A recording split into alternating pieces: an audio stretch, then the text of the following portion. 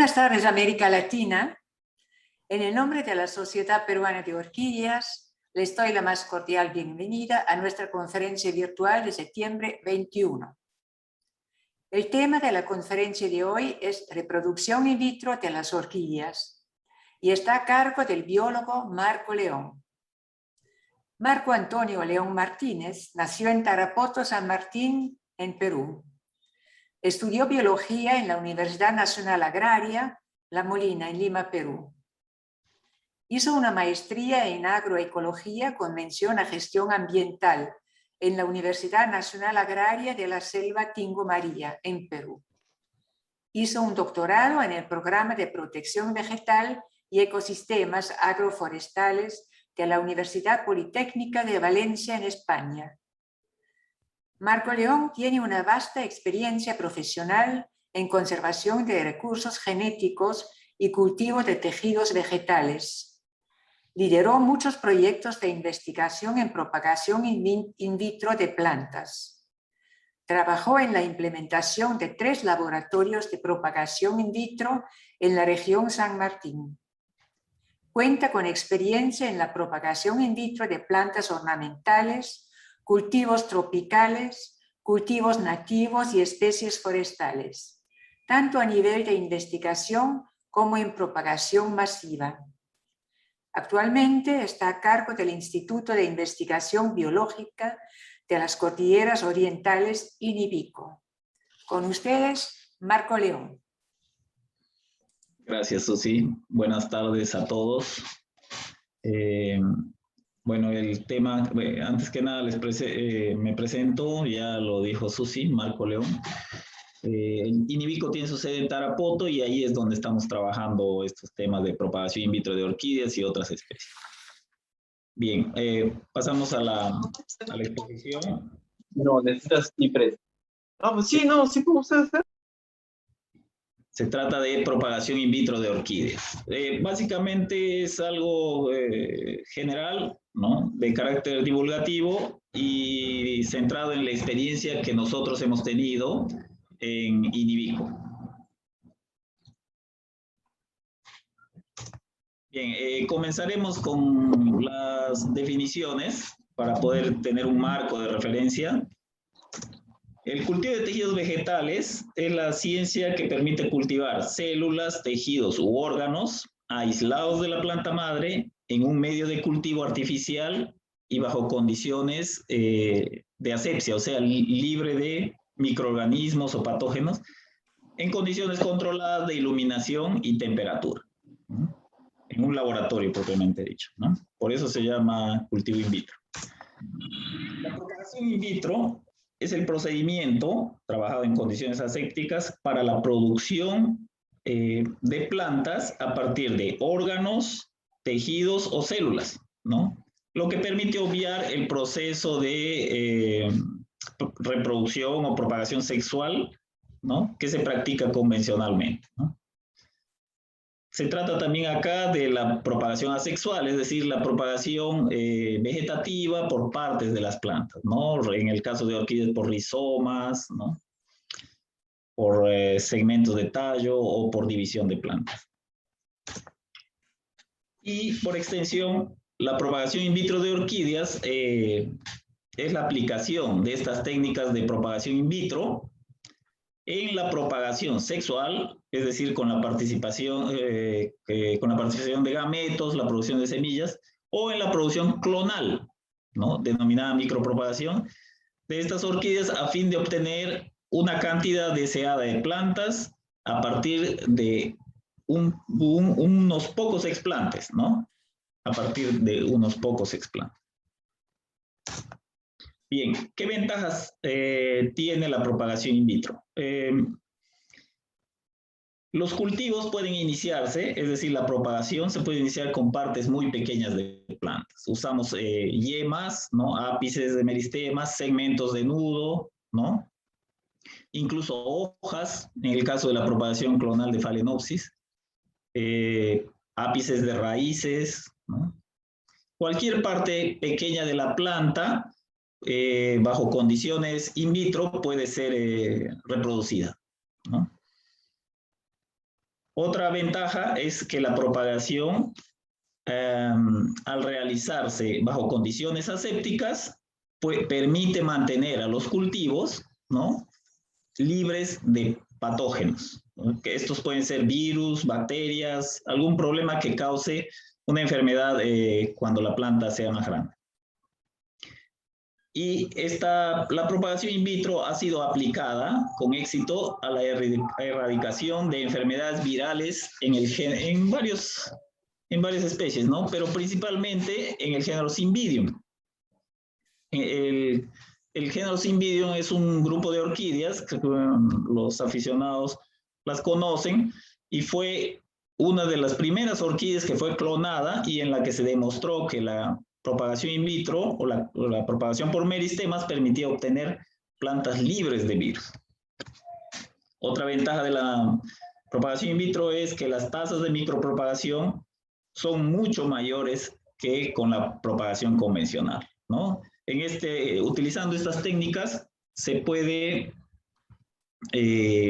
producir la cantidad deseada de plantas, ¿no? Las cantidades que uno desee.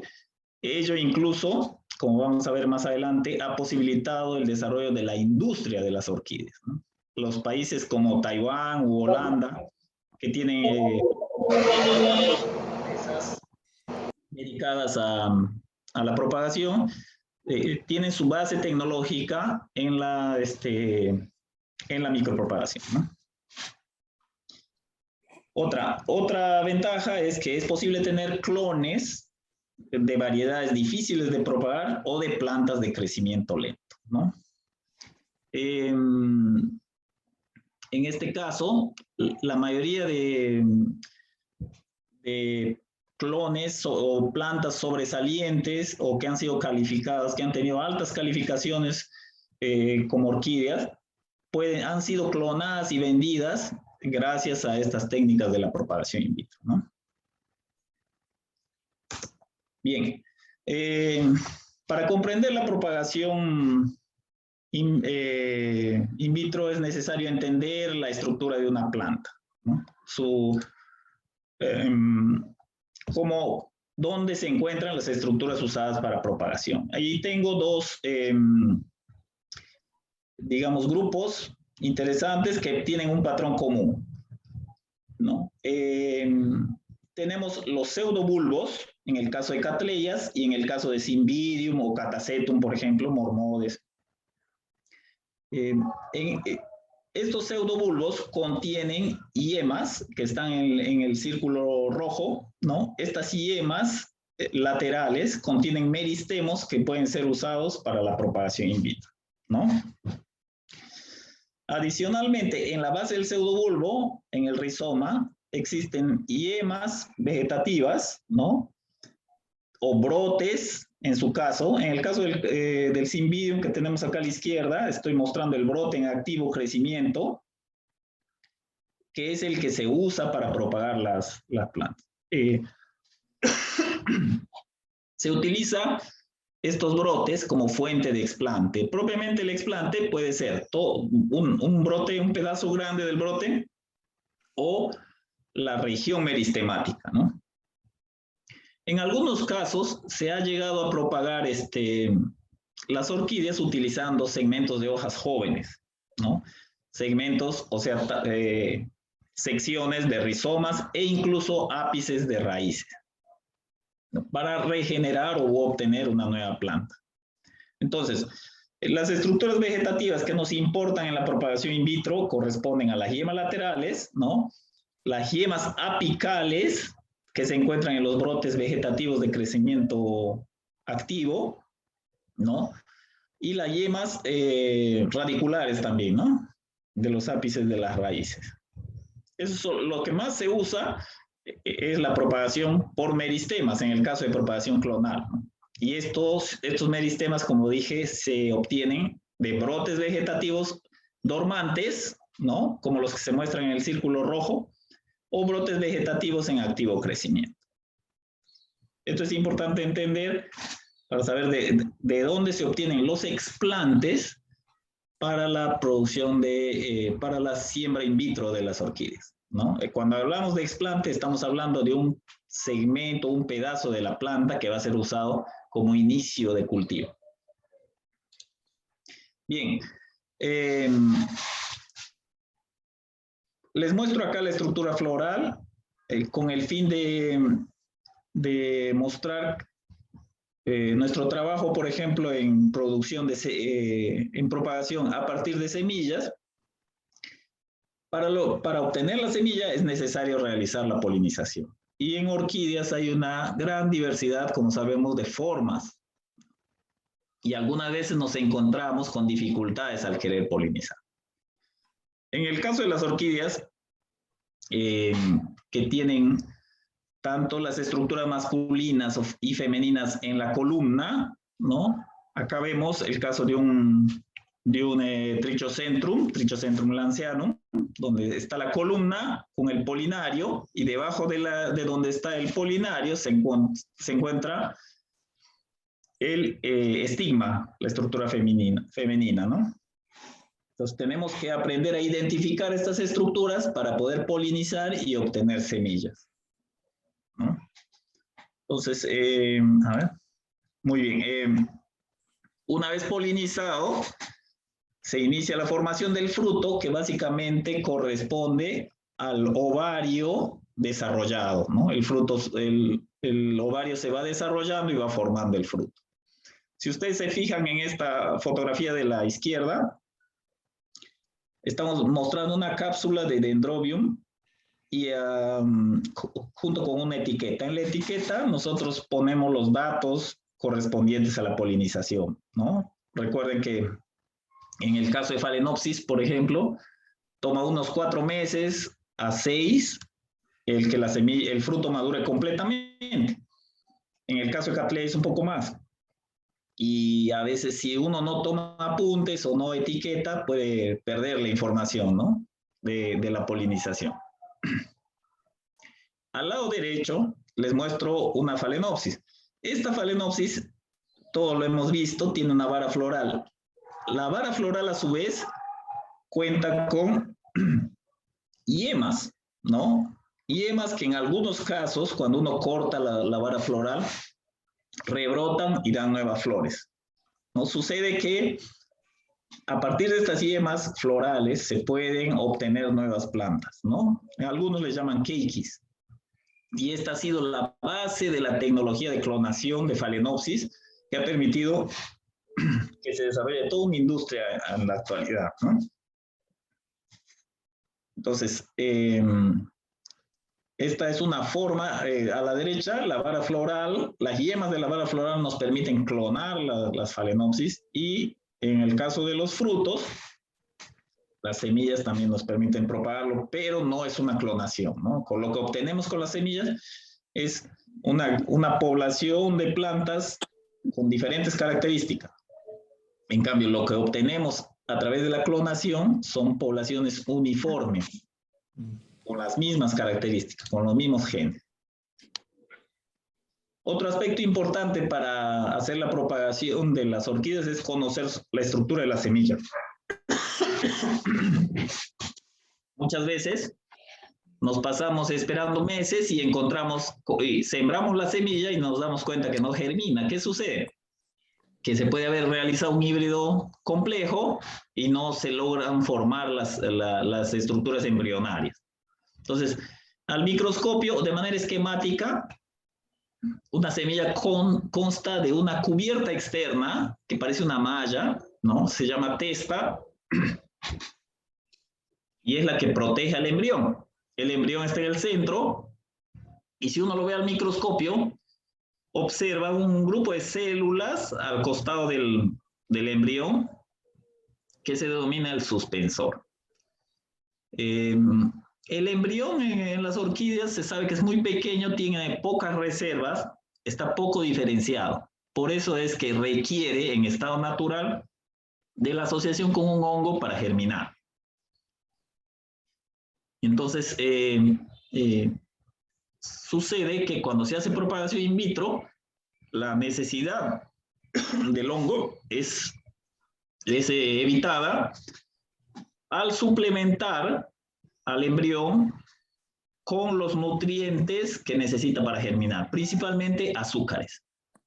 En el lado derecho podemos observar la estructura de una fotografía del microscopio de una semilla de Phragmipedium kobaki. Las semillas del género Phragmipedium se caracterizan por tener ese color oscuro, pero no se alejan del patrón general de lo que es una semilla de orquídea. En cuanto a cantidades, pueden haber frutos, como el caso del género, por ejemplo, Catasetum, ¿no? Del género Coriantes, que producen miles, millones de semillas, ¿no? Entonces, con una sola cápsula sería suficiente para propagar lo que necesitemos. Una vez germinado, esto es importante cuando uno hace propagación in vitro, saber reconocer que está germinando una semilla. La germinación da lugar a una estructura embrionaria, ¿no? Denominada protocormo,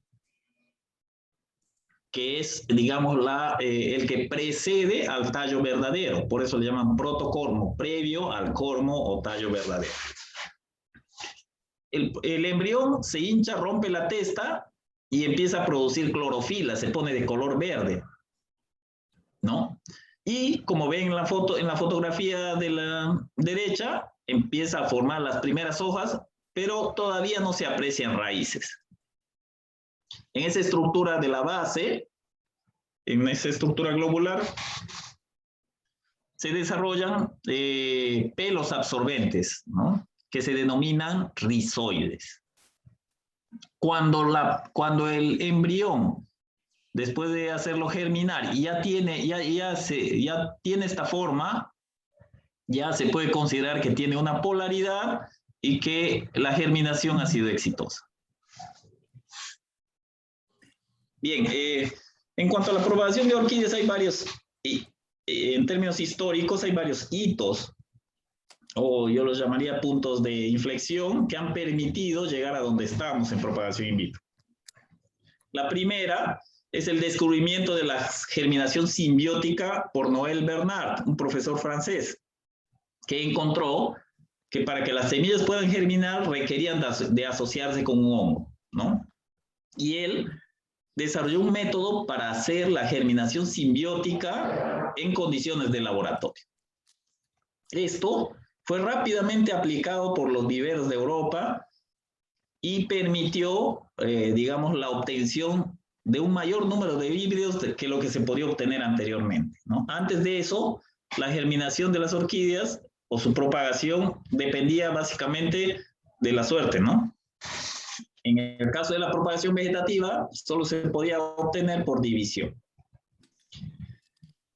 Y en el caso de Europa se adoptó este método rápidamente y se empezaron a producir un gran número de híbridos, ¿no? Con el método de germinación simbiótica, en el cual en un medio artificial se incluía las semillas y el hongo que lo permitían germinar. Bueno, unos años después, Lewis Knudson descubrió que los azúcares reemplazaban, o sea, lo que producía la germinación simbiótica eran los azúcares que el hongo le proveía al protocormo o al embrión. Entonces, él desarrolló un medio de cultivo artificial, el famoso medio Knudson-C, que contenía nutrientes, ¿no? Y azúcares que permitían la germinación de las orquídeas sin la, digamos, sin la participación, sin la colaboración del hongo, ¿no? Esto en su época generó mucha polémica. Incluso decían que estas orquídeas que habían germinado así eran como artificiales y no iban a florecer. Pero Lewis Knudson llegó a demostrar que estas orquídeas sí florecían.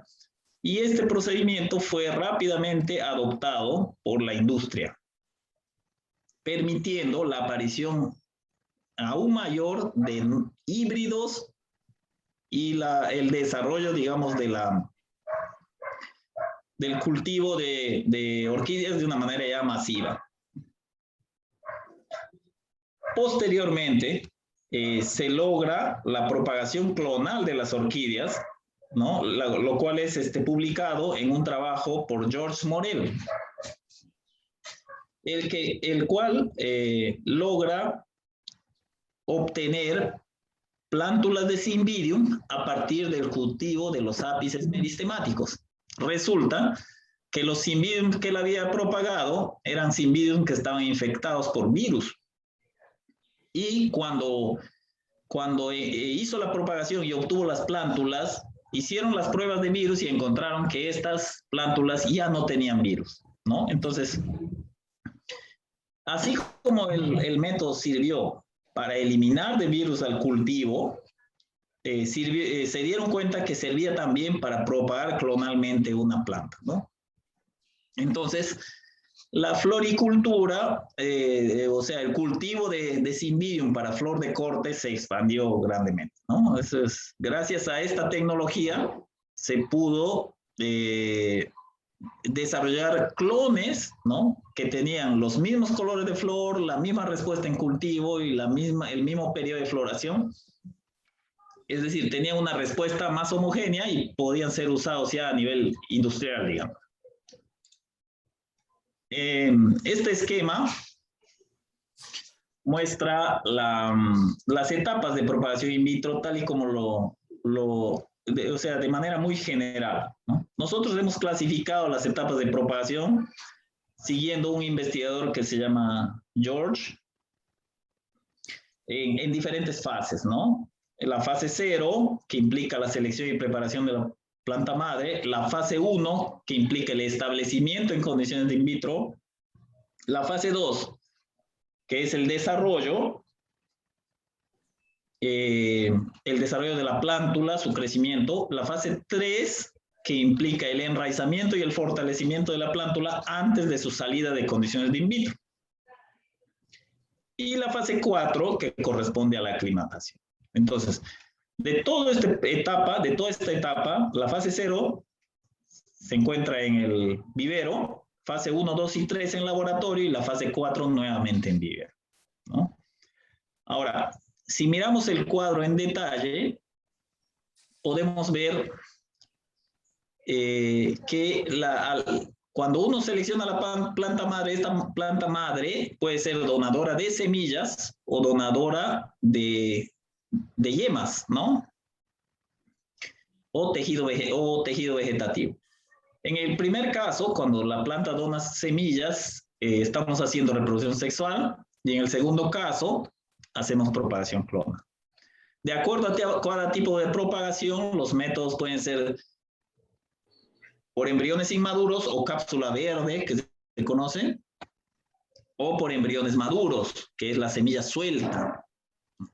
Y en el caso de propagación clonal hay múltiples técnicas, pero las dos más utilizadas son la de meristemas apicales de brote y los de yemas de vara floral, ¿no? También se usa segmentos foliares, pero esto es ya en plántulas juvenilizadas luego de ser obtenidas de la vara floral.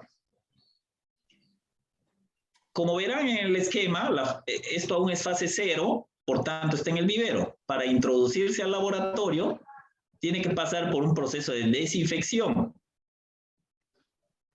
Este proceso de desinfección implica el uso de hipoclorito u otros desinfectantes, ¿no? Eso ya, para cada tipo de explante existe una metodología, o lo que llamamos nosotros un protocolo para su siembra, ¿no? Tanto para la propagación por semillas como para la propagación clonal, el proceso es similar, ¿no? Una vez obtenidos las plántulas o los protocormos, porque también por propagación clonal se producen protocormos, se pasa a la fase 2, 3 y luego a la aclimatación, ¿no? A manera de reflexión, en la fase 2 es la que yo considero crítica, puesto que permite planificar la propagación. En esta fase nosotros pensamos cuánto vamos a producir. si queremos producir 1000, 2000 o 10.000 plantas, ¿no? Esta fase va a ser crucial. Bien, entonces, hablemos de la propagación por semillas o propagación sexual. Para ello, usamos una cápsula verde. En el caso de la foto de la izquierda es una cápsula del género Vanilla planifolia. Y en el caso de la foto de la derecha es una cápsula de Phragmipedium kovacki con su semilla de color oscuro típicas del género Phragmipedium. Cada tipo de explante requiere una metodología diferente, ¿no? Sin embargo, todas pasan por el proceso de esterilización, que es crucial, ¿no? ¿Cuál es el principio? En la cápsula verde se debe encontrar la semilla con el embrión suficientemente maduro como para que pueda germinar, ¿no? Bien, entonces, en esta fotografía lo que vemos es 2 cápsulas del género Cattleya que han sido esterilizados y que están listos para entrar a la propagación, ¿no? La ventaja de producir de propagar las orquídeas por cápsula verde es que todo el exterior del fruto, denominado cápsula, está, digamos, contaminado, sucio, con posibles agentes, ¿no? Pero el interior, si el fruto está sano y sin lesiones, el interior, la semilla, los embriones se encuentran libres y estériles, libres de patógenos y estériles. Entonces, podemos aplicar en el exterior del fruto todo un esterilizante altamente concentrado sin dañar a los embriones, ¿no? A la derecha muestro, en la foto de la derecha, de hacia abajo, está un frasco con Phalaenopsis en la última fase, ya listas para sacarse, ¿no? En la fase 3. Bien. Entonces, el proceso de desinfección de los frutos por el método de cápsula verde, ¿no? Se realiza ya en el laboratorio, se extrae el fruto ya de la planta madre, se lleva al laboratorio, se le hace una limpieza previa, ¿no? Eliminando partes muertas, ¿no? Y también un lavado para eliminar cualquier fuente de contaminación. Y se lo somete a hipoclorito de sodio, ¿no? El Clorox es una forma comercial de hipoclorito de sodio que es comúnmente usada en estos casos, ¿no? El hipoclorito de sodio lo que va a hacer es eliminar cualquier contaminante, cualquier bacteria u hongo que pueda tener la cápsula en su exterior, ¿no? Entonces, generalmente nosotros usamos el hipoclorito de sodio al 1%, ¿no? Por 30 minutos en el caso de cápsula verde. Y este fruto luego es llevado a la cámara de siembras, ¿no? Esta cámara de siembras se denomina cámara de flujo laminar. Es un aparato que produce aire estéril bajo un flujo laminar, no turbulento. Eso facilita mucho las cosas y evita que haya contaminación. Entonces, en la foto de la derecha ustedes pueden observar nuestras placas estériles, en el centro nuestro material que está esterilizándose y a la derecha nuestras herramientas de trabajo. Todo, desde que ingresa a la cámara de flujo, tiene que ser esterilizado. Entonces, como les decía al principio, de aquí en adelante se tiene que mantener la asepsia. De no mantenerse la asepsia, los cultivos se contaminan y nuestro explante o nuestra plántula se muere, ¿no? Porque el hongo va a crecer, el hongo o la bacteria que contamine va a crecer más rápidamente que el mismo explante. Y este es una vista de qué es lo que se hace, acá en el caso del género Cattleya, en hipoclorito a la izquierda, y luego se inician los cortes. Los cortes del fruto, nosotros hemos optado por hacer cortes a lo largo de una estructura que se llama sutura de dehiscencia. Es un hundimiento que tiene el fruto y es desde donde se abre cuando ya el fruto madura. Si ustedes se fijan con un fruto que ha madurado, se abre por el nivel de la sutura de dehiscencia. Por ahí cortamos, ¿no? Como les decía antes, todos nuestros instrumentos han sido quemados y esterilizados. La placa en la que trabajamos ha sido una placa estéril, ¿no? Y como verán, acá hemos abierto ya el fruto, ¿no? Y extraemos las semillas que son como un polvo muy fino. Muy fino. En el caso de Cattleya, se reporta que pueden tener hasta 2 millones de semillas. Si se fijan a la izquierda, la semilla tiene un color amarillento, marrón, ¿no? Y a la derecha, la foto, es otra cápsula con semillas de color blanquecino, ¿no? La de la izquierda está más madura que la otra. ¿Cuál es el principio de esta siembra de semillas? Es que nosotros podemos obtener los embriones en el estado de madurez apropiado como para que se obtenga una nueva planta, ¿no? Imagínense que un fruto de Cattleya tome entre 8 a 10 meses madurar y liberar sus semillas.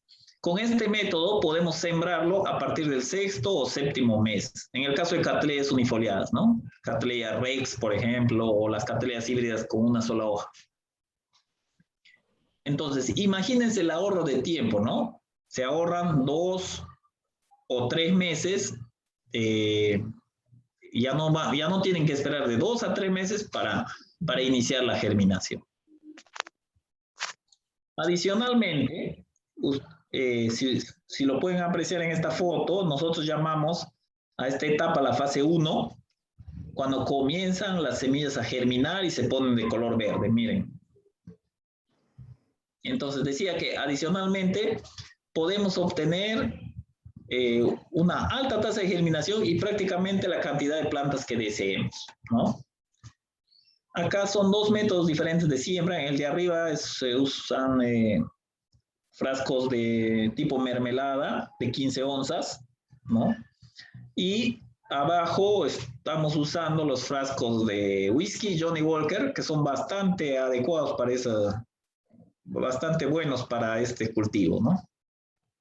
Entonces, lo interesante de acá es que podemos tener cientos, si no miles de protocormos, o sea, de futuras plantulitas en el interior de un solo frasco, ¿no? Las altas tasas de germinación que nos permite la propagación in vitro permiten planificar nuestra producción en el caso de que se trate de semillas, ¿no? A ver. En este caso tenemos la fase de multiplicación o desarrollo, la fase 2, y lo que les estoy mostrando en las fotos son plántulas de Phragmipedium covacea. Miren la cantidad de brotes que han generado estas plántulas a partir de unos 4 o 5 explantes iniciales, ¿no? Entonces, una vez que está acá, ya uno vuelve a transferir, a la transferencia le llamamos repique, se transfieren a un nuevo medio de cultivo fresco y de aquí cada grupo es separado, individualizado. Incluso cada plantita que está alargada puede ser cortada en 2 y de ahí obtener nuevas plantas, ¿no? Entonces, en esta bolsita que es una bolsa pequeña, puede darnos en esta bolsita encontramos más de 50 plantas, por ejemplo, ¿no? Entonces, imagínense, en el caso de la izquierda hay aún más plantas, están en plena etapa de multiplicación.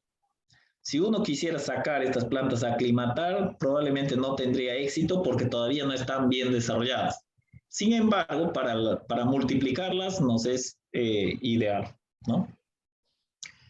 Ahora, probablemente ustedes se están preguntando por qué el color oscuro del medio de cultivo, ¿no? Si vemos en la foto de la derecha, vemos las plantas ya desarrolladas en fase de multiplicación o fase 2 y el medio de cultivo abajo de color negro. El medio de cultivo contiene todos los nutrientes y en algunos casos reguladores de crecimiento, hormonas vegetales le llaman, reguladores de crecimiento para lograr la multiplicación. Pero lo que le da el color negro es el carbón activo. Nosotros usamos mucho el carbón activo porque las orquídeas tienden a pasar meses dentro de un frasco. Y muchas veces liberan sustancias como fenoles que inhiben en su propio crecimiento, ¿no? Entonces, para que los fenoles sean neutralizados, usamos carbón activo y nos ha dado buenos resultados. En este caso, tenemos la fase 3 de Phalaenopsis, ¿no? En dos tipos de envase diferentes, ¿no? Las bolsas, muy usadas ¿no? por diversos laboratorios acá en Perú, ¿no? Y estos potes, que son potes bastante económicos y de fácil manipulación, ¿no? Entonces, son dos formas de obtener, de propagar. Como verán, las plantas están bien desarrolladas, 2 a 3 hojas, con muy buen crecimiento radicular, ¿no? Entonces, es el momento de sacar las plantas a condiciones de vivero, es decir, de entrar a la fase de aclimatación. Tanto las plantas que vienen de clonación como las que vienen de semilla, pues, pasan por esta etapa. Bien, en cuanto a la propagación clonal, ¿no? Habíamos hablado de la Phalaenopsis y su vara floral. Miren acá en esta foto, lo que ven en estas dos fotos de la izquierda es una vara floral de Phalaenopsis en un medio de cultivo en el cual se le ha agregado unos reguladores de crecimiento para que esta yema que está ahí, en vez de dar flores, dé una plántula, ¿no? Miren, este es al inicio de la fase 1, de la fase de establecimiento, y esto es ya cuando la planta está creciendo. Miren, aún no desarrolla raíces, sin embargo ya es una planta diferenciada. Y si se fijan en el medio de cultivo, el medio que originalmente era de color translúcido, ¿no? O sin color, ¿no? Se ha puesto oscuro, y eso es por los fenoles de los que les hablaba hace tiempo. Esos fenoles pueden causar la muerte del tejido si permanece mucho tiempo en contacto con la planta. Entonces, ¿qué es lo que pasa en Phalaenopsis? En Phalaenopsis se puede obtener clones, individuos genéticamente idénticos, a partir del cultivo de las yemas florales, ¿no? La industria actual de Phalaenopsis se basa en esta tecnología, pero ellos han dado un paso adicional. Las hojitas obtenidas de esas plántulas son cortadas en muchos pedacitos y a partir de ahí obtienen estructuras similares a protocormos. Una vez que obtienen esos protocormos adventicios, por decirlo de alguna manera, ya se puede seguir la rutina de multiplicación clonal normal.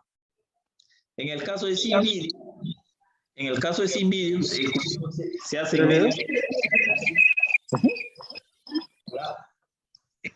en el caso de Cymbidium, el cultivo se hace en medio líquido, y se cultivan las regiones meristemáticas, los ápices, ¿no? Al cabo de un tiempo se obtienen protocormos, como el de la foto de la derecha, ¿no? La yemita deriva en uno o más protocormos que salen de manera adventicia y a partir de aquí se inicia la multiplicación, ¿no? Y se hacen los cortes respectivos a cada protocormo y cada parte del protocormo nos da más protocormo. Entonces, tenemos a la izquierda el esquema, ¿no? Lo que está en círculo rojo nos muestra el brote vegetativo en activo crecimiento, ¿no? Que generalmente es usado para la obtención de los ápices meristemáticos. En la foto de la derecha también se puede ver eso. A ver. Y el resto del proceso es similar al que vimos en las semillas, ¿no? Extraemos el explante, lo desinfectamos, ¿no? Trabajándolo en la cámara de flujo laminar. Lo desinfectamos en una solución de lejía, ¿no? En el caso de la foto de la derecha, estamos desinfectando varas florales de Phalaenopsis, ¿no? ¿Por qué los ponemos en frascos diferentes? Porque son variedades diferentes, ¿no? Si los mezclamos, tendremos que esperar a que florezcan para saber cuál es cuál. Muy bien. Entonces, esta etapa de desinfección es fundamental. Generalmente, como les dije antes, se usa hipoclorito de sodio, ¿no? En algunos casos se utilizan otros desinfectantes, por ejemplo, el peróxido de hidrógeno, ¿no? Algunas veces se usan fungicidas. Antes se usaba dicloruro de mercurio, pero ya no es recomendado usar ese tipo de productos, ¿no? Por la presencia de mercurio. Para el caso de Cymbidium, ¿no? Los brotes vegetativos contienen una región apical con el meristema, ¿no? Y ese meristema es el que se utiliza como explante. Tras cortes sucesivos se obtiene, como en la foto de la derecha, ¿no? Una región que contiene el domo meristemático, la región meristemática, ¿no? Y a esta todavía se le hace un corte adicional. Esta región, este como sombrerito de color blanco que se ve acá en la foto, es abierto y en su interior está el domo, que se extrae y se siembra en medio líquido, ¿no? Bien, ustedes ven acá el domo meristemático aislado ya, ¿no? En la foto de la izquierda, el domo meristemático aislado con un primordio foliar, o sea, una futura hoja en desarrollo, ¿no? Este esplante tiene apenas unos milímetros, ¿no? Y este pequeño esplante es el que va a dar lugar, tal y como vimos en la foto anterior, el que va a dar lugar a protocormos adventicios, es decir, a estructuras que se parecen a protocormos, pero que no son protocormos, ¿no? Que siguen todo el proceso de desarrollo de un protocormo de semilla, ¿no?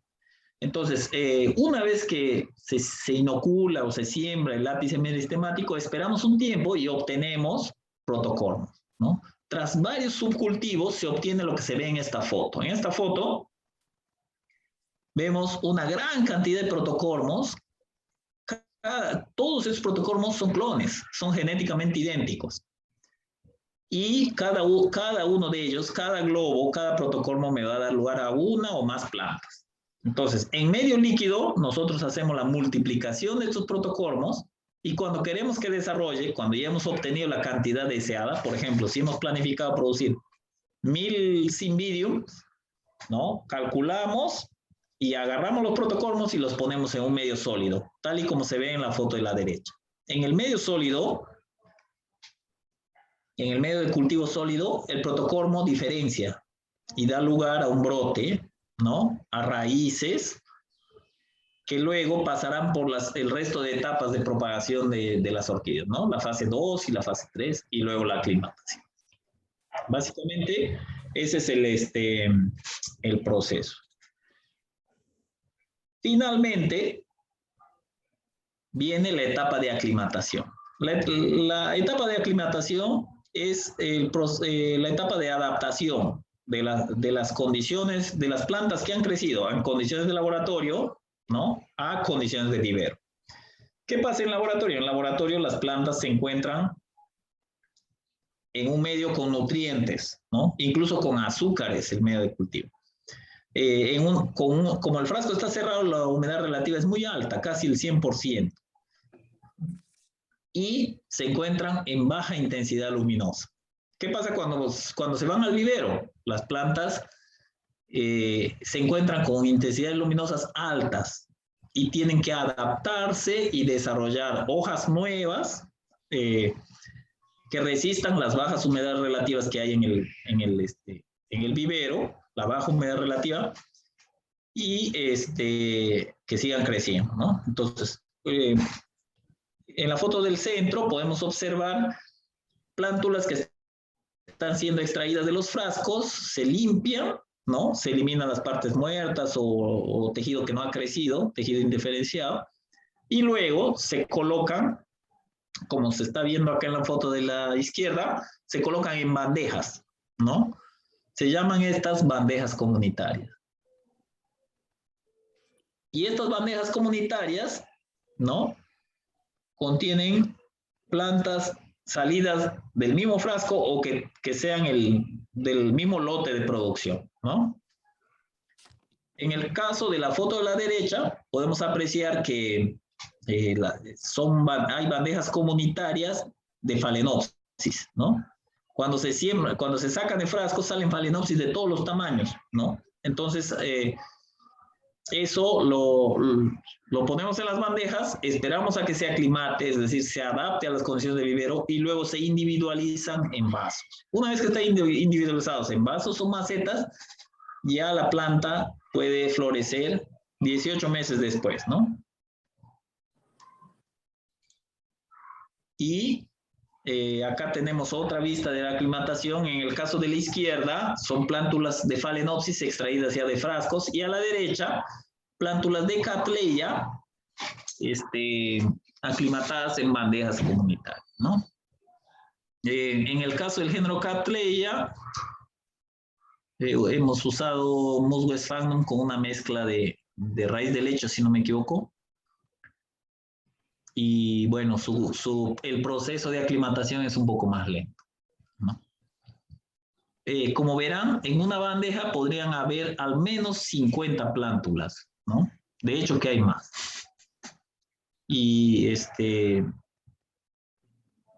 en todo esto podrían haber, más o menos unas 500 plantas en lo que se puede ver en la foto de la derecha.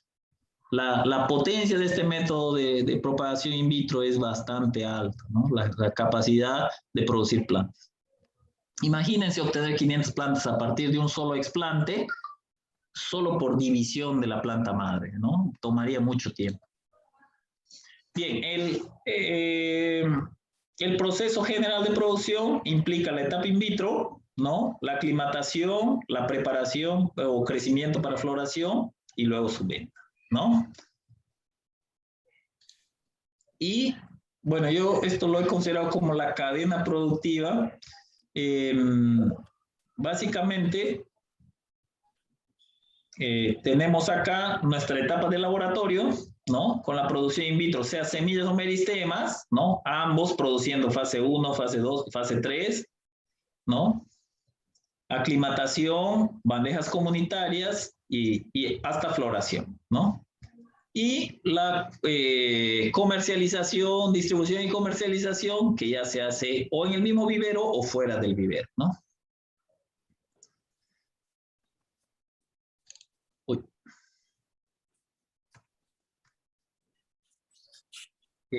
Muy bien, creo que eso es todo.